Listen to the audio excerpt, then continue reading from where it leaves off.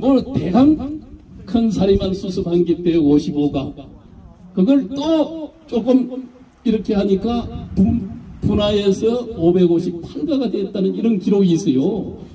그리고 이제 제 속에 있는 이 사리들을 많은 분들이 갖다가 곳곳에 모시고 이렇게 해서 나홍 스님이 온 곳곳에 나홍 스님의 사리 부도타 또 나홍 스님을 기리는, 그러니까 분명히 부처님이 하시겠다는 이런 생각을 온 우리 국민들 민중들이 가지게 됐다는 것. 그래서 민중의 깊게 나홍 스님이 이렇게 해서 한국 불교의 법맥의 중심이 되는 거예요. 그 이분이 여기에 계시면서 그 나홍 스님이 또 법을 전한 제자가 하남 혼수라는 분이 계시는데 저 아래쪽에 신성함에 살았다 그래요. 요 상원사 올라오면서 그 신성골 골차기 있죠. 거기에 들어가는 입구 쪽에 신성함이 있었는데 그렇게 해서 나홍 스님은 이곳에 고남 또 상도함이라는 이런 암자에 살고 했는데 그 하남 혼수 스님한테 법이 그래도 깨달음이 출중하구나 해서 거기에 다 금낭가사를 탁 전해주고 불자를 주고 석장을 주고 이렇게 해서 심표를 딱 이렇게 했다는 거예요. 그때 나홍 스님하고 하남 혼수 스님은 동갑이었는데 그런데도 나홍 스님의 법이 원체 출중해서 그 법을 받았다는 거예요. 그렇게 볼 것 같으면은 요 국대가 뭐예요? 우리 조계종 도통의 시작점이야, 시작점. 예. 그래서 이 국대가 그렇게도 그 뜻을 잘 하나 개성해 가야 된다 하는 이런 측면에서 상황선언을 개설했잖아요. 나홍 스님의 수행정신을 개성해 가야 된다. 예. 이 상황공 아래 상황선언이 코끼리 왕이라는 이 말씀이잖아요. 예? 코끼리는 뭐예요? 길상 중에 길상의 동물이잖아요. 예? 부처님도 도솔천 내용궁에서 흰 코끼리를 타고 마야부인 또 부처님께서 예, 항상 부다가야에서 성도하죠. 예. 부다가야라는 것은 예, 가야라는 건 풀이를 하면은 가야는 상두라 그래요. 코끼리 머리다 이 말이에요. 예. 그래서 제가 나홍 스님이 상도함에 계셨다 해서 옆에 토구를 지어서 나홍 스님이 계셨던 상도함을 그래도 상징적으로 이렇게 하나 또 복원을 했어요. 예. 그런 속에 나홍 스님의 이 정밀봉을 보면서 참배하는 예? 이런 정신 이걸 이 개성하기 위해서 나홍대를 또 이렇게 건립을 한 거예요. 그래서 우리가 나홍 스님의 그 정신을 개성하기 위해서는 여기서 우리가 1080배 정멸봉을 향해서 참배하는 거예요. 부처님이 이 세상에 오셨기 때문에 정말 진리의 왕이요 진리 중에 진리를 우리가 이렇게 오늘날까지 이렇게 계승해서 온 세계가 평화의 행복으로 갈 수 있는 그 길을 열었잖아요. 예? 왜 우리가 인생사 이렇게 만 가지가 다 괴로움 속에 놓여 있는가? 예? 그걸 해결하는 길은 어떤 방법도 딴 방법이 없다는 거예요. 자기 존재에 대한 분명한 의식을 또 진리를 분명히 알아야 된다는 거예요. 대상에 대한 우리가 잘못 보고 있는 눈이 잘못 보고 귀가 잘못 보고 다 코, 입 모든 것이 우리 이 육근이 잘못 대상을 알아서 집착해서 거기서 일어나는 이 불길들 그걸 어떻게 끌 수 있는가 하는 이 법이 부처님 법이잖아요. 부처님께서 성도 이후에 그 부다가야 거기서 상두산이라는 산이 있어요. 그 부다가야 성도지에서 조금 지나면 왕사성 쪽으로 가다가 1250인구 금강경에 보면은 이렇게 제자들이 따라다니잖아요. 적어도 1000여 명의 제자를 딱 거느리고 왕사성으로 빈비사라 왕이 초청을 해서 가는데 거기에 보니까 연기가 착 나고 있는데 그걸 보면서 연기가 나면은 뭐가 있습니까? 그 속에는 불이 있죠. 그래서 그 유명한 산상설법이라는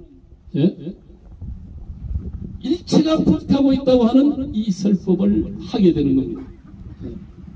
어떤 분들은 기독교의 상상수훈하고 부처님의 상두산설법이 이게 비견돼서 이야기를 하는데 가장 중심적인 거거든요. 예수님이 산상수훈을 써야했기 때문에 그것이 하나 기독교의 가장 근본적인 윤리의식, 가장 중심이 되는 기독교의 가장 인간 중심의, 신 중심에서 인간 중심의 이런 기독교로 변화시키는 가장 중요한 설법이라 그러듯이, 설교라 그러듯이 우리 부처님도 마찬가지다. 이 상두산 설법, 제자들을 보고 일체가 불타고 있구나 하는 이 설법을 했다는 겁니다. 눈이 불타고 있구나. 눈에 보이는 대상이 불타고 있구나. 기가 불타고 있구나. 귀에 들어오는 만 가지의 소리들이 다 불길로서 타고 있고, 그 근본의 불길은 탐욕의 불길, 어리석음의 불길이 세상을 태우고 있고, 분노의 불길이 어리석음을 태우고 있구나. 이 세상을 태우고 있고, 삼독의 불길이 온 세상을, 일체를 태우고 있다 하는 이 설법을 하시게 된다 이 말입니다. 그래서 어떻게 하면은 이 세상의 불길을 끌 수 있는가? 또 내 마음속에 타고 있는 탐진치 삼독의 불길을 어떻게 하면 끌 수 있는가? 그렇게 하게 되면은 바로 우리가 평화로운 행복한 삶으로 돌아갈 수 있다는 이 설법, 그것이 불교의 어떻게 보면은 핵심적인 부처님의 교설이 되는 법입니다. 왜 우리가 기도하고 수행하는가? 이것도 우리의 불길을 끄고 있다. 이 어리석어서 일어나는 이 불길, 분노로서 일어나는 불길, 이 강한 탐욕으로 일어나는 이 불길을 우리 스스로 잘 꺼낼 때 우리는 오늘 저만을 하게 되면은 바로 유관, 천안, 해안, 법안, 불안 하는 이 오안을, 또 일체 무진안이라는 모든 두두물물이 나와 더불어서 모든 일체가 다 눈을 열어서 지혜로움으로 돌아가서 온 세상이 그대로 화장세계로, 온 두두물물이 그대로 비로자나 법신으로 모든 조사의 안목으로 다 세상이 그대로 변하는 것.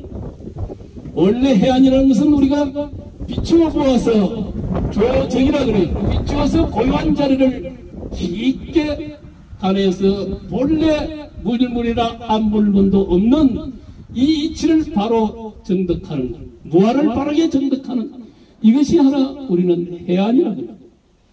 그 빈눈, 무아의 눈으로 이 세상을 바라보게 되면은 온 세상은 그대로 두두물물이 다 천차가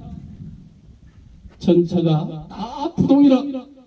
어떻게 보면 천가지 차별이 있지만은, 이것이 이 빈 마음에 비치는 이 모습, 거기에는 다 그냥 헷갈리는 게 아니고 분명하게 잣나무는 잣나무고 소나무는 소나무고 산은 산이고 물은 물, 분명히 하는 일이 이걸 법안이라고. 다시 한번 이 일양이 쌍수하니 이 이치에 이 소위 해암과 대상 법안이 함께 쌍으로 녹아버리니까 거기에 불안이 다 부처님의 눈이 열려난다는 것. 그는 온통 나 이 세계가 하나로 돌아가서 온통 그대로 무진한이 돼서 다 지혜로움으로 변하는 일이요.